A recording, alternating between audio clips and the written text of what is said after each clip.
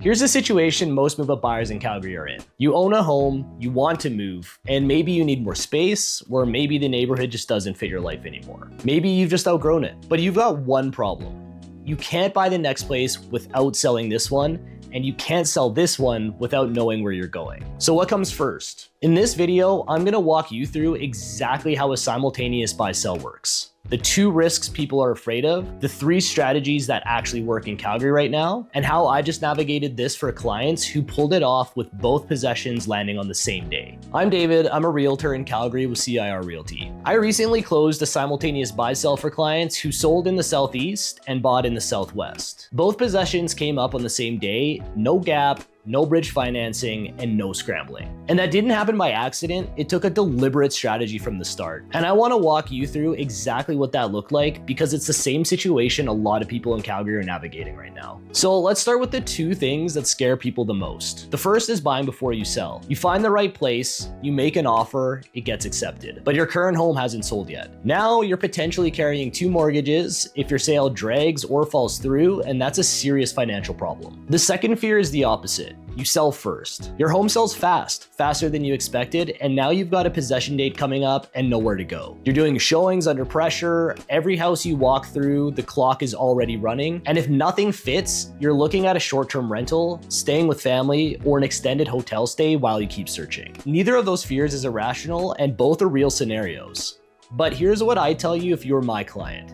There are 3 strategies that specifically address both of these risks. And the right one depends on your equity, your timeline, and what the market looks like for your current home. The first strategy is a condition of the sale of your existing home. This is where you make an offer on a new property, but the offer is conditional on your current home selling first. So if your home doesn't sell, you can walk away from the purchase without penalty. This used to be more common in Calgary, and it still works in the right situation. But the problem is that sellers don't love it, especially in a competitive market. A condition on sale is going to lose to a clean offer almost every single time, and it signals uncertainty to the seller. So this strategy works best when you're looking at a property that's been sitting for a while, when there's no competition, or when you have enough leverage to make it stick. It's not a reliable move in a multiple offer situation. The second strategy is to sell first and then buy. You list your current home, get it firm, and then go shopping. You know exactly what you have to work with, and you're not carrying the stress of an unsold property while you're making decisions. The key is the possession date on your sale. When you accept an offer, you can often negotiate a longer possession window, 75 days, 90 days, sometimes longer. And that gives you real time to find the right place without feeling like you're running out of runway. The risk here is a gap. If your new purchase possession is after your sale possession, you need somewhere to be in between. Short-term rental, staying with family, extended hotel, it's manageable, but it's a logistics piece you need to plan for. The third strategy is bridge financing. This is for the situation where you've bought your next place and it closes before your current home does. Bridge financing is a short-term loan from your lender. They advance you a portion of equity from your home sale, so you can close on the new purchase first. You pay it back when your existing home sale closes. It's not free, and there are interest charges and sometimes fees, but it's a real commonly used tool, and most major lenders in Calgary will offer it. The important thing, your bank will typically need a firm sale on your existing home before they'll approve bridge financing. Conditional isn't enough for most lenders, so you need to be firmly sold first before you rely on this as your plan. Here's how my clients just made this work. They owned in Southeast Calgary and wanted to move to Southwest Calgary. Different quadrant, different price point, and different kind of neighborhood. We listed the Southeast home first, got it firm with a solid possession date that gave us room to work. Then we went shopping in Southwest Calgary. When we found the right place, we negotiated the buy side possession date to align with the sell side. Both transactions closed on the same day. They handed back the keys in the morning and picked up new keys in the afternoon.